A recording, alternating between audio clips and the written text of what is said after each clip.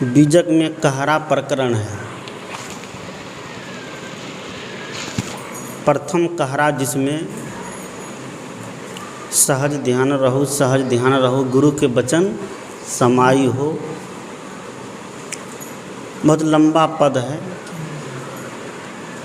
उसी पद के बीच की कुछ पंक्ति है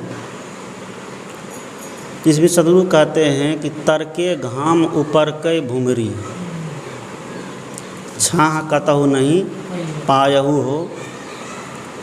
ऐसनी जान पसीजहु सीजहु कसन छतरिया छायहु। बड़ी सुंदर बात सदगुरु कबीर कहते हैं मनुष्य के लिए कि तर के घाम ऊपर के भूमरी। घाम कहते हैं धूप को, इधर घाम कहते हैं पसीना को। कहते हैं कि बहुत शरीर में पसीना आ गया तो कहते हैं घमा गया। घाम का मतलब होता है धूप। सदगुरु कबीर कहते हैं कि तर में घाम है, ऊपर में भुमरी है। भुमरी कहते हैं गरम बालू को। जैसे देखिए ठंडी के मौसम में शकरकंद जो पकाते हैं, घूरा में जो देते हैं, एकदम कौन भुरभुरी वाला आग में कहते हैं डालो, और उसमें डालने से तुरंत एकदम गुलगुला जाता है। आलू हो, शकरकंद हो, कुछ भी हो, पक जाता है और बढ़िया से पकता है। पुराने ज़माने में देखते थे जब घूरा लगता था, अब तो घूरा का प्रचलन ख़त्म हो गया, बिजली का ज़माना आ गया है। ठंडा लगता हो तो बटन दबाइए, हीटर चालू हो, आग सेक लीजिए। अब घूरा लगाना भी नहीं लोग चाहता है। पहले के ज़माने में घूरा लगता था, रात में ही क्या करते थे, उसमें जो भुमरी वाली आग होती थी उसमें शकरकंद डाल देते थे, आलू डाल देते थे, और सुबह जैसे हो ठंडी ठंडी मौसम में गुड़ के पास बैठ कर के आग भी सेक रहे हैं और शकरकंद भी खा रहे हैं। जलपान वहीं हो जाता था। अब सारा सिस्टम बदल गया है। अब सब हो गया रेडीमेड। सब कुछ पढ़ाई से लेकर लिखाई तक, सत्संग से लेकर भजन तक, अब क्या हो गया है, रेडीमेड। ज़माना में रेडीमेड हो गया हर चीज़। सदगुरु कबीर कहते हैं कि तर के घाम, उलटवासी में कबीर साहब विचार देते हैं कि धूप जब भी व्यक्ति को लगती है तो कहाँ से, तर से कि भीतर से। धूप जब भी लगती है ऊपर से लगती है, भीतर से नहीं। लेकिन सदगुरु कहते हैं कि यहाँ की जो गर्मी है वो कहाँ की है, भीतर की गर्मी है। तर के घाम ऊपर के भुमरी। अब भुमरी कहाँ से है, ऊपर से है, यानी गरम बालू। गर्मी के मौसम में कोई गरम बालू के ऊपर चलना चाहेगा तो कितनी परेशानी होगी, कितना कष्ट होगा। लेकिन वह बालू जो है भीतर से आ गया है। तर के घाम ऊपर के भुमरी, वह बालू ऊपर से आ गया है और शरीर पर पूरा एकदम गरम बालू डाला जा रहा है, तो उसका क्या हाल होगा, परेशान होगा कि नहीं। यहाँ तात्पर्य है कि तर के घाम, तर के घाम के मतलब है कि भीतर से मन का उद्वेग, और भीतर से व्यक्ति का मन ही परेशान करता है। आज मन से पूरी दुनिया परेशान है। चाहे अमीर को ले लीजिए, चाहे गरीब को ले लीजिए, चाहे पढ़े लिखों को ले लीजिए, चाहे अनपढ़ को ले लीजिए। अनपढ़ बेचारा तो थोड़ा ठीक ठाक भी है, लेकिन पढ़ा लिखा और ज़्यादा परेशान है। पढ़ लिख रहा है, बुद्धि तेज हो गई। बुद्धि जब तेज हो गई तो तेज बुद्धि से तेज काम भी करेगा, बेईमानी का, शैतानी का, लूट का, खसोट का, ये सब काम सोचता है कि लोग तेज बुद्धि से कर लेंगे तो हमारा जीवन क्या हो जाएगा, पार लग जाएगा। सच्चाई तो यह है कि तेज बुद्धि से आप तेज वाला काम करिए। ये बेईमानी कोई तेज का काम नहीं है। ये लूटना, ये खसोट करना, दूसरों को नीचा दिखाना, ये तेज बुद्धि का काम नहीं है। यह है कि तेज बुद्धि होते हुए पर भी जिसकी बुद्धि में पाप है, ये उसका काम है। अब जिसकी बुद्धि में पाप समाएगा वही ना गलत काम करेगा। बुद्धि तो बहुतों की तेज है, लेकिन तेज बुद्धि से बहुत लोग अच्छा काम करता है, परोपकार का काम करता है, दान धर्म का काम करता है, सेवा सहयोग का काम करता है। और यही काम तेज बुद्धि का लक्षण होना चाहिए, न कि ठगना, लोभ करना, दूसरे को सताना, दूसरे को परेशान करना। इसलिए सदगुरु कहते हैं कि तर के घाम, भीतर के मन से आज पूरी दुनिया परेशान है। अमीर कहिए, गरीब कहिए, पढ़ा लिखा कहिए, चाहे मूर्ख कहिए, चाहे साधु कहिए, चाहे महात्मा कहिए, किससे परेशान है? मन से परेशान है। शरीर से कोई परेशान नहीं है, कपड़ा से कोई परेशान नहीं है, खाना पीना से कोई परेशान नहीं है। अगर परेशान होता है तो कौन चीज़ होता है? मन से होता है। शरीर भी अगर गड़बड़ होता है तो किसके कारण? मन के कारण। भोजन कितना करना चाहिए, अब मन नहीं माना, स्वाद थोड़ा ज़्यादा मिल गया तो भोजन थोड़ा ज़्यादा दे दिए। मन का ही नहीं खेल है। भोजन थोड़ा ज़्यादा दे दिए तो अब शरीर उससे क्या हो गया? खराब हो गया, परेशान रहेंगे आप जीवन भर। सिर में दर्द होगा, गैस बन जाएगी, एसिडिटी हो जाएगी, पेट में दर्द होगा, डकार आएगी, सही से बैठ नहीं पाएंगे।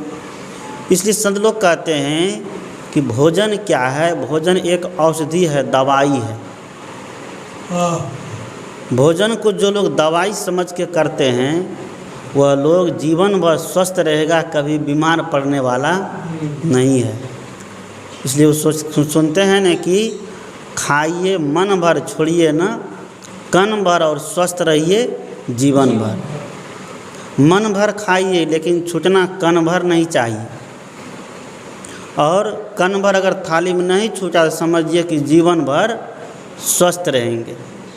एक संत यहाँ आए थे, अब मजाक करने वाले सब होते थे, उनको थाली में ज़्यादा दे दे। जब ज़्यादा दे दे तो कहते देखो भाई, अन्न को मैं ब्रह्म मानता हूँ, छोड़ूंगा तो नहीं। ज़्यादा दे दे मजाक मजाक में, वो कहते थे कि अन्न को ब्रह्म मानता हूँ, छोड़ूंगा नहीं, ज़्यादा दे दियो हो, और खा लेते थे। और खा लेने के बाद में कहते बड़ी परेशानी हो रही। इसलिए किसी की भी थाली में ज़बरदस्ती भोजन नहीं देना चाहिए। आप लोग फकरा में कहते हैं कि आपरूप भोजन और पररूप श्रृंगार। अपने को देख करके भोजन करिए, अपने पेट को देख करके। सद्गुरु अभिलाष साहब कहते थे हमारा भोजन इतना हो कि भोजन करने के बाद हमें पेट की याद ना आवे। कितना? इतना संतुलित आहार हो कि भोजन कर लेने के बाद टहलेंगे, बैठेंगे या सत्संग में बैठेंगे, पढ़ने बैठेंगे, हमें पेट की याद नहीं आवे कि हमें पेट में कुछ दर्द हो रहा है या गैस बन रहा है। ऐसा संतुलित भोजन हमारा होना चाहिए। और वह भी कैसा संतुलित? शुद्ध, सात्विक, बहुत तली बगरी, लहसुन, प्याज, मर मसाला से अलग। और जिसका भोजन सही होगा उसी का भजन सही होगा। और जिसका भोजन सही नहीं होगा उसका भजन कभी भी सही नहीं होगा। भगवान कृष्ण ने कहा कि आहार शुद्धो सत्व शुद्धि, सत्व शुद्धि दुर्वा स्मृति, स्मृति लंबे सर्व ग्रंथि नाम विप्र मोक्ष। आहार की शुद्धि से सत्व शुद्धि, तत्व की शुद्धि हो जाती है। जब हमारा तत्व अंतःकरण शुद्ध होता है तो हमारी बुद्धि क्या होती है? ऊर्ध्वगामी हो जाती है। हमारी बुद्धि अच्छा सोचने लगती है। हमारे मन विषय वासना को छोड़ करके ध्यान, सत्संग, साधना, सत विचार की बात को सोचने लगता है। और मन शरीर का आहार अगर गड़बड़ होगा, मांस मछली दारू शराब खाने पीने में रहेगा, तो वह मन कभी भी साधना भजन में बैठने के लिए नहीं देगा, क्योंकि वो भोजन ही राक्षसी है। और राक्षसी भोजन जो करेगा तो वो कभी भी इंसान के जैसा काम करेगा, वो राक्षस वाला ही काम करेगा। चाहे कितना भी वो चाह ले, लेकिन वह उनका काम कैसे होगा? राक्षस वाला ही काम होगा। इसलिए सदगुरु कहते हैं कि तर्के घाम ऊपर के भूमरी। आज मन से पूरी दुनिया परेशान है। मन है क्या? बहुत लोगों को प्रश्न हो सकता है कि मन क्या है। मन को आज तक देखे नहीं है, लेकिन सब कहता है कि मन मानता नहीं, मन लगता नहीं है, कहता है ना। किसी से भी पूछिए ठीक ठाक है, सब तो ठीक है, लेकिन मन नहीं लगता है। मन है क्या? सोचने प्रश्न है कि नहीं। हम शरीर को देखते हैं, सब कुछ को देखते हैं, लेकिन मन को नहीं देखते हैं। आत्मा की भी चर्चा होती है, तो मन है क्या?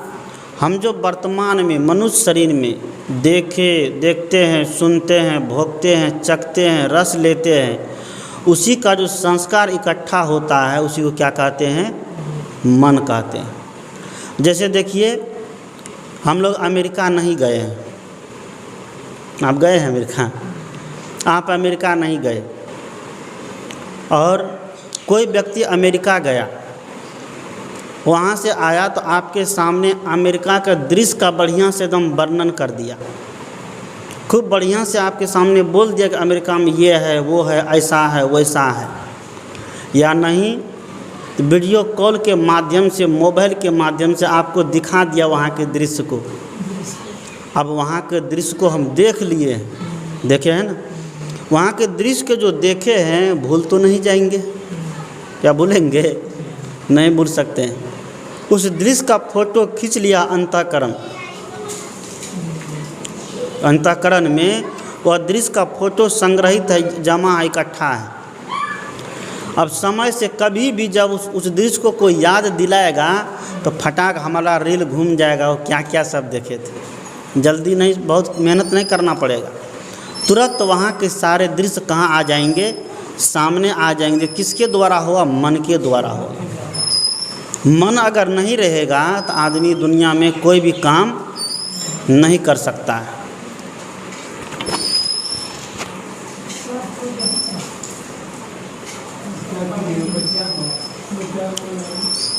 इसलिए मन के माध्यम से दुनिया का सारा काम होता है।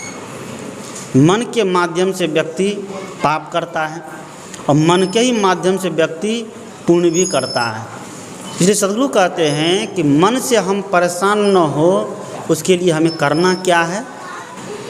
जो देखे सुने भोगे के संस्कार इकट्ठा होता है, उस संस्कार को समाप्त करने का हमें काम करना है। वह काम किससे होगा? ज्ञान के माध्यम से। ज्ञान जब तक नहीं मिलेगा तब तक हम मन को अपने बस में नहीं कर पाएंगे, तब तक हम अपने मन को कंट्रोल में नहीं कर पाएंगे। इसलिए सदगुरु कबीर ने कहा कि कुंभे बांधा जल रहे, और जल बिनु कुंभ न होए, ज्ञाने बांधा मन रहे, और मन बिनु ज्ञान न होए। जैसे कुम्हार घड़ा बनाता है, तो घड़ा बनाने के लिए मिट्टी चाहिए, पानी चाहिए, और चाक चाहिए, डंडा चाहिए। चाक भी हो, डंडा भी हो, मिट्टी भी हो, लेकिन पानी नहीं हो तब घड़ा नहीं बनेगा। क्या बनेगा? मिट्टी, पानी से जब तक मिट्टी को नहीं गूँथा जाएगा तब तक मिट्टी घड़ा बनने के योग नहीं होगी। तो वही बात सदगुरु कहते हैं कि कुंभे बांधा जल रहे। घड़ा जब बन के तैयार होता है पक करके, तो उसमें पानी रख दीजिए, एकदम शीतल गर्मी के मौसम में पीजिए, एकदम आनंद लीजिए। उसी प्रकार जैसे जल से घड़ा बना है ना, जल से घड़ा बना है, उसी तरह ज्ञान के अंकुश में ही मन हमारा सही रहेगा। और मन जब सही रहेगा तो सही मन में ही सही ज्ञान समाहित होगा। मन अगर सुंदर नहीं होगा तो ज्ञान सुंदर निकलेगा? नहीं निकलेगा। इसलिए मन को सुंदर बनाने का प्रयास हमें, मन को सुंदर रखने का काम ज्ञान के माध्यम से करना चाहिए। ज्ञान एक अंकुश है। ज्ञान का अंकुश अगर हमारे मन पर नहीं रहेगा तो मन हमें कभी भी गिरा सकता है, मन हमें कभी भी अपने पथ से विचलित कर सकता है। इसलिए मन के ऊपर ज्ञान का अंकुश, सत्संग का अंकुश, भक्ति का अंकुश लगाना बहुत ज़रूरी है। ज़रूर कहा जाता है ना, एक बार राजा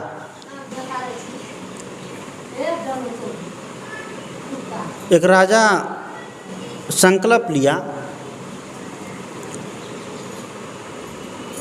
कि जो मेरे पास एक बकरा है, राजा के पास एक बकरा था, राजा ने संकल्प लिया कि जो मेरा बकरा का पेट भर देगा उसको हम आधा राज दान में दे देंगे। तो राजा ने क्या किया,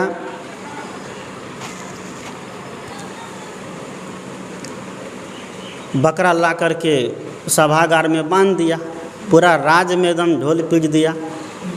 जो मेरे बकरे का मन भर देगा, संतुष्ट कर देगा, उसको आधा राज दान में दे देंगे। अब कौन नहीं तैयार होगा बकरा का पेट भरने के लिए? राजा का आधा राज मिल रहा है फ्री में। पूरे राज के लोग आ गए, सब हम कर देंगे तो हम कर देंगे तो हम कर देंगे। राजा ने बारी बारी से सबको समय दिया, कहा एक ही बार नहीं, अलग अलग एक एक दिन बारी बारी से समय दिया। राजा सब ले गया बकरा को चराने के लिए गया। दिन भर बकरा को चराया, खूब खिलाया, खूब पिलाया, एकदम बकरा को चरा के खिला पिला एकदम टुन मुन कर दिया। बकरा तो एकदम चर के सोचा भाई क्या बात है, आज हमको एकदम सुखे सुख है। शाम में लेकर के आया घर, राजा राज दरबार में बांध दिया। राजा के देखा, हाँ बकरा टून है, चर के एकदम चर के खूब टून है, कोई खूब खा पी के एकदम मस्त है बकरा। कहा कि बकरा को संतुष्ट कर दिए हो? उस व्यक्ति ने कहा कि बिल्कुल हम संतुष्ट कर दिए हैं। वो व्यक्ति भी बड़ा खुश है, चलो आधा राज तो अब मिल गया, अब ये राजा के राज दरबारी करने की ज़रूरत नहीं पड़ेगी, अब इसी दरबारी करवाएंगे। वही हुआ, राजा राज दरबार में बकरा को जैसे ला के बांधा, राजा का ठीक है अपने मुनीम से इसके सामने हरी हरी घास डाली जाए। बकरा के सामने हरी हरी घास डाला, जैसे घास डाला तो बकरा मानने वाला है, फट से बकरा खाना चालू कर दिया। राजा कहता है कि नहीं हुआ, बकरा खा ही रहा, हम कैसे समझेंगे कि बकरा का मन तुम संतुष्ट करके लाए हो, बकरा का पेट भर के लाए हो? नहीं होगा, जाओ, नहीं मिलेगा तुमको तो राज। क्या समझते हो फ्री में राज मिल जाए? ऐसा नहीं होने वाला, जाओ। दूसरा व्यक्ति, तीसरा व्यक्ति, चौथा व्यक्ति, इसी तरह सभी राज के प्रत्येक व्यक्ति बकरा को संतुष्ट करने में लग गया, लेकिन किसी से बकरा संतुष्ट नहीं हुआ। बकरा का मन नहीं भरा, बकरा का पेट नहीं भरा। जैसे बकरा राज दरबार में आए, हरी हरी घास डाले, वैसे बकरा का मन क्या हो, खाने के लिए चल दे। राजा कहा कि नहीं, कोई ऐसा संतुष्ट करने वाला इस राज्य में कोई एक व्यक्ति नहीं है। सभी विद्वान को बुलाया गया, चारों वेद, 18 पुराण, 6 शास्त्र के ज्ञाता जितने बड़े बड़े विद्वान थे, सब विद्वान को बुलाया गया कि बकरे का मन संतुष्ट कर दे और आधा राज दान में ले जाए, लेकिन किसी ने बकरे का मन संतुष्ट नहीं कर पाया। जब देखा पूरा राज का लोग थक गया, बड़े बड़े ज्ञानी, बड़े बड़े विद्वान थक गया, सभा लगी हुई, सब हलचल मचा हुआ सभा में। उसी रास्ते से सदगुरु कबीर साहब जा रहे थे। कबीर साहब देखते हैं कि सभा में बड़ी हलचल है, क्या बात है, चले गए, चल कर देखें क्या बात है, कोई कारण होगा तब ना हलचल मची हुई राज दरबार में। कभी ऐसी हलचल नहीं देखते थे। कबीर साहब गए, देखते हैं क्या बात, ऐसी बात है। मालूम हुआ कि बकरा को पूरे राज के लोग, बड़े बड़े विद्वान आकर के मिल कर के, लेकिन इसको संतुष्ट नहीं कर पाया। कबीर साहब भी अब देखते हैं आगे पीछे, बाप रे अभी कैसा बकरा है। देखते हैं बकरा एकदम खाते खाते एकदम पिट्ठा बन गया है, भैंसा जैसा हो गया, लेकिन अभी तक इसका मन संतुष्ट नहीं कोई कर पाया। बकरा तो रोज़ खाने को मिलता था बढ़िया बढ़िया हरी हरी घास जगह जगह की, तो कैसे नहीं बकरा मोटा होगा। एकदम मोटा के एकदम गोए है बकरा। और उसको संतुष्ट करने के लिए कबीर साहब भी थोड़ा लड़खड़ा गया। ये क्या पता, जब इतने बड़े बड़े विद्वान थक गए तो क्या हमसे हो पाएगा। कबीर साहब ने कहा कि आदेश दिया जाए हमको, प्रयास हम करते हैं।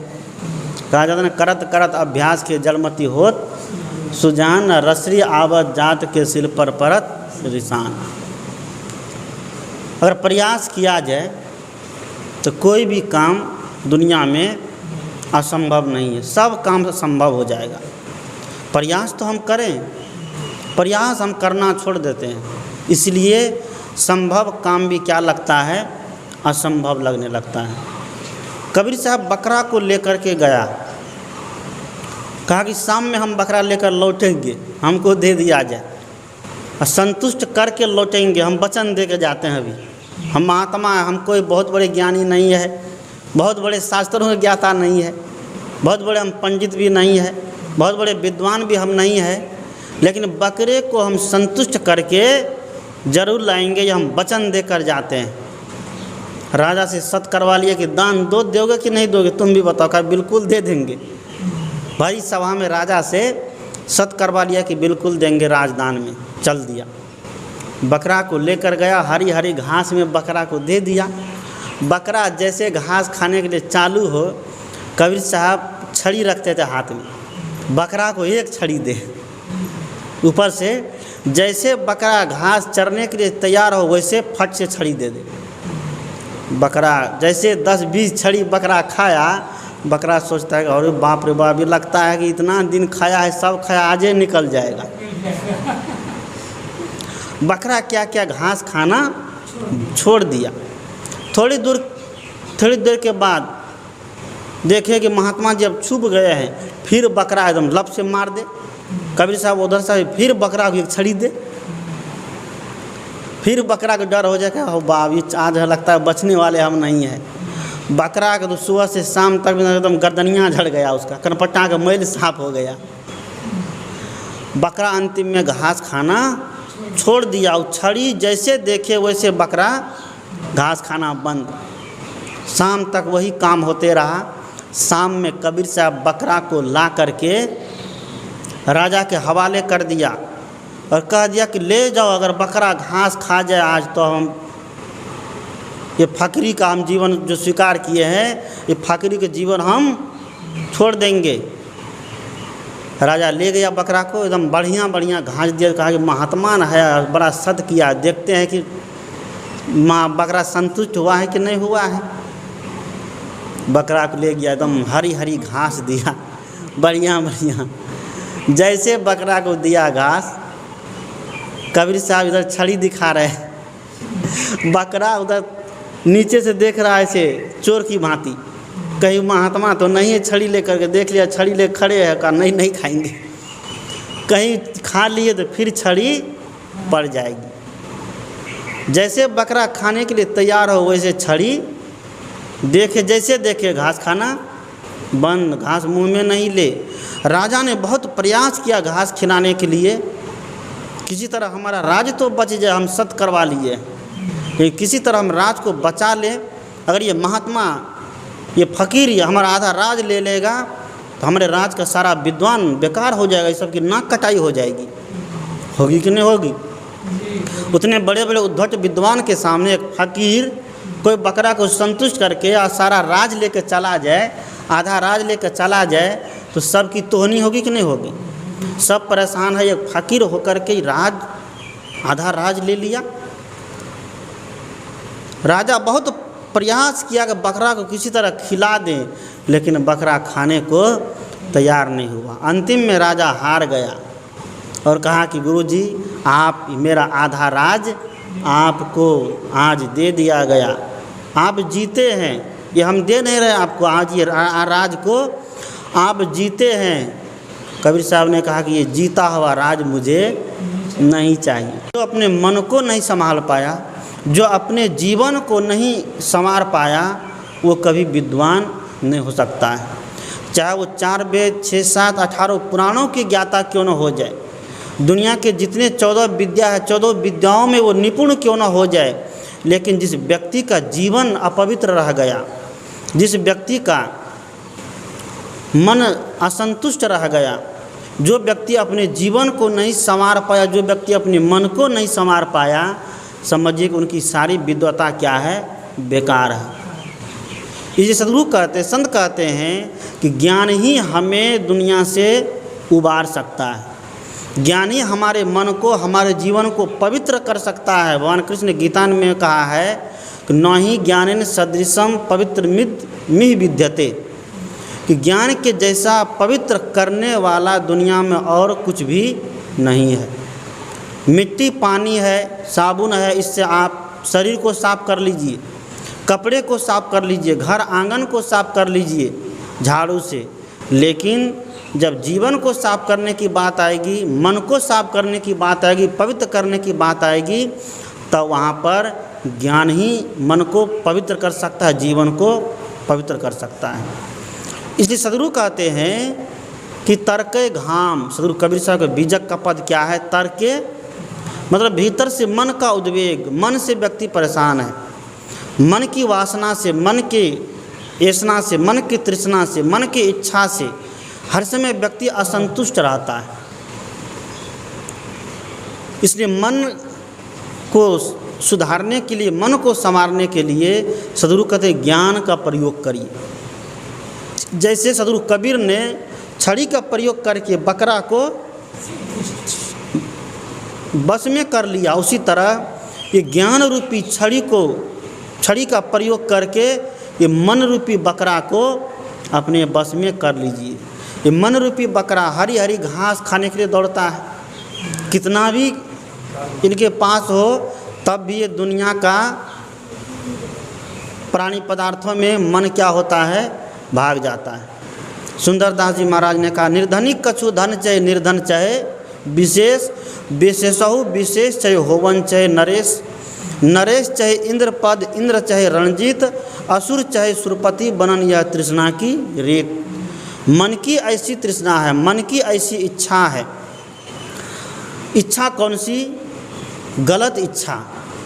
अच्छी इच्छा अगर मन में आवे तो उसको पूरा होने दीजिए, उसकी बात रोकने की नहीं करते हैं।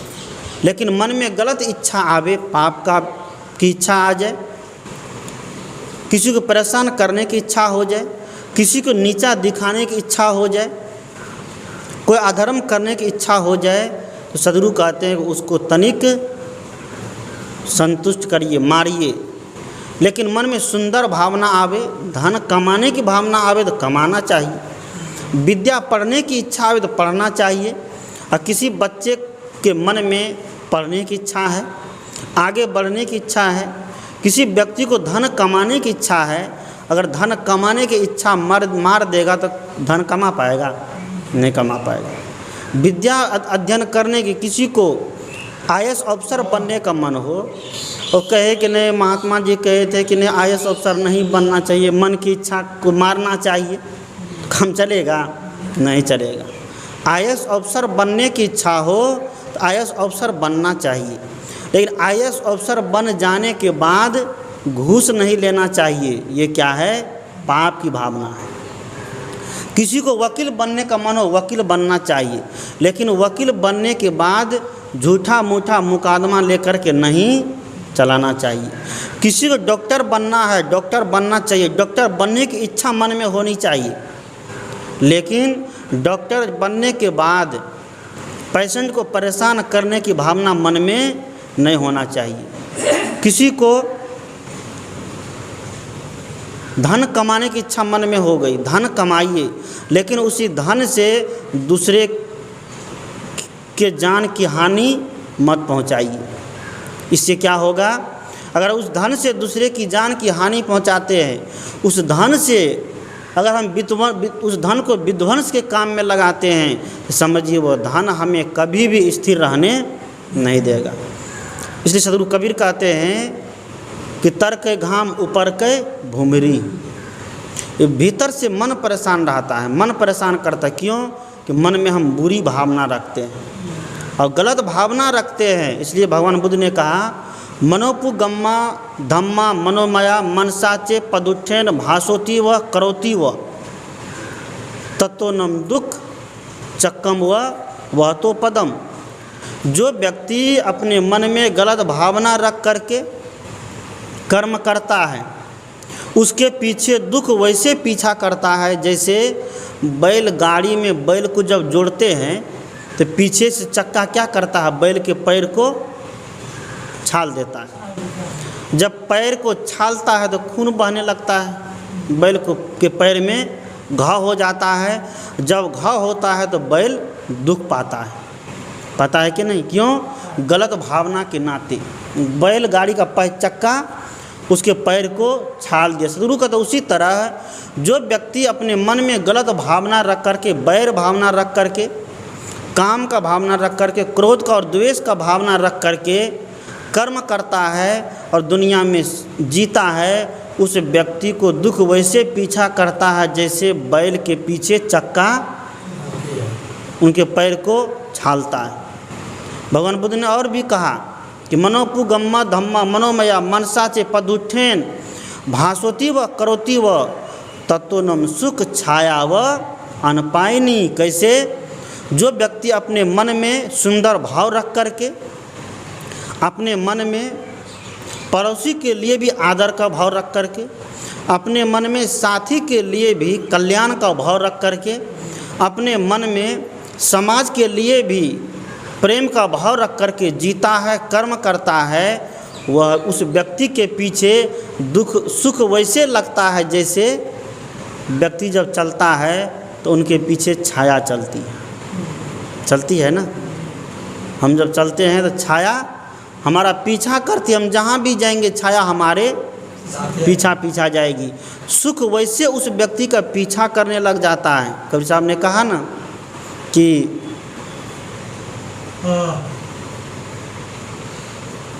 जही खोजत कल्पो गया घटी माहिसो मूढ़ बाढ़ी गर्भ गुमानते ताते पड़ी गई दूर। जिसको खोजने के लिए, जिस सुख को, जिस शांति को, जिस परम तत्व को खोजने के लिए बहुत कल्प बीत गया, लेकिन वो तुरंत मिल जाता। कैसे? जब मन का गुमान खत्म हो जाए। और मन में जैसे गुमान आ गया वैसे क्या हो गया, उससे दूर हो, सुख हमसे दूर हो गया।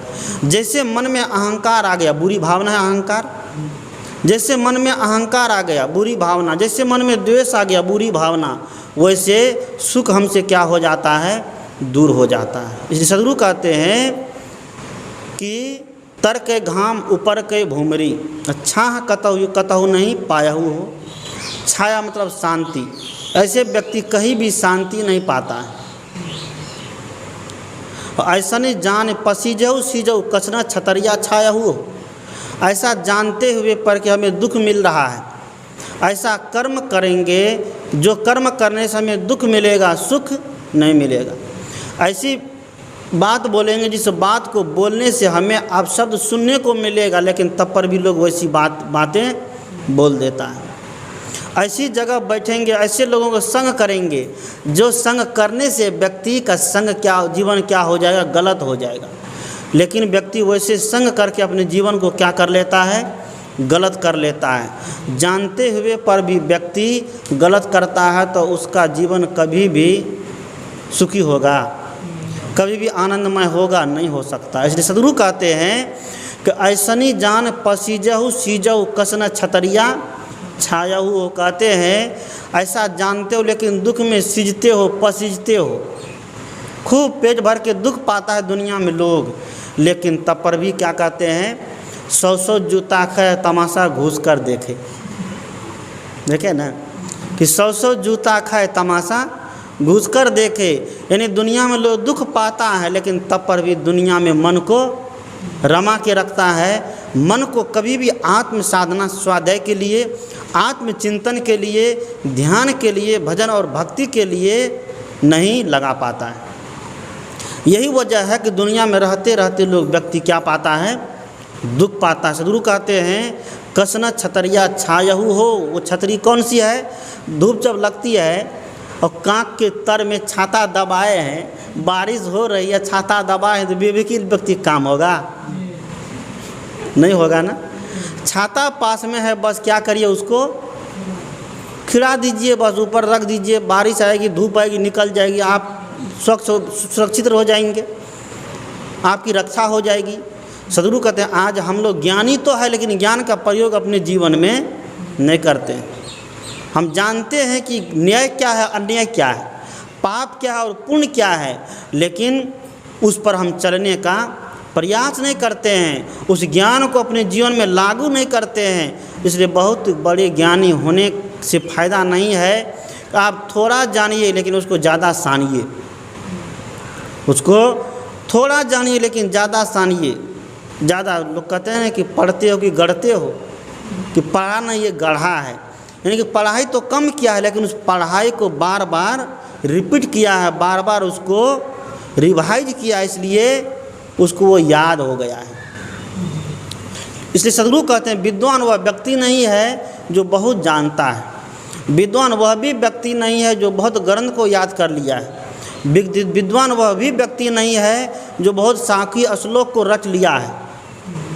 विद्वान वह व्यक्ति है जो अपने मन के उदेड़बुन को समझ गया है, जो अपने मन की चालाकी को समझ गया है और उस चालाकी को समझ करके जो मन को पॉजिटिव थिंकिंग में लगा देता है, अच्छी सोच में लगा देता है, अच्छे विचार में लगा देता है।